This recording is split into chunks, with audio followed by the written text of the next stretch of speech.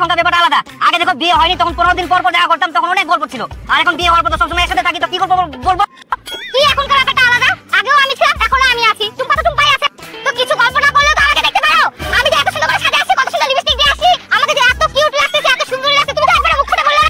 আর ওই পারে বিপুল ও বাড়ি থেকে বেরোলে বলে, বৌদি তোমাকে কত সুন্দর লাগছে, কত কিউট লাগছে। আর ওই জন্যই তো ওদের দিকে মনটা চলে যায়। কি কই রে? তাহলে তোমাকে কি সবসময় সুন্দরী বলতে হবে? হ্যাঁ হ্যাঁ সুন্দরী, চলো। আরেকবার বলো সুন্দর। সুন্দর। আচ্ছা বলো তো, আমার কোন কোন জিনিসগুলো তোমার ভালো লাগে না? তোমার তোমার হচ্ছে আর কিছু বলতে হবে না, অ্যাডজাস্টমেন্ট করে নাও। আরে আমার কথা মানে হচ্ছে তোমার কোনো কিছু আমাকে ভালো লাগে, সরি মানে কোনো কিছু খারাপ লাগে না।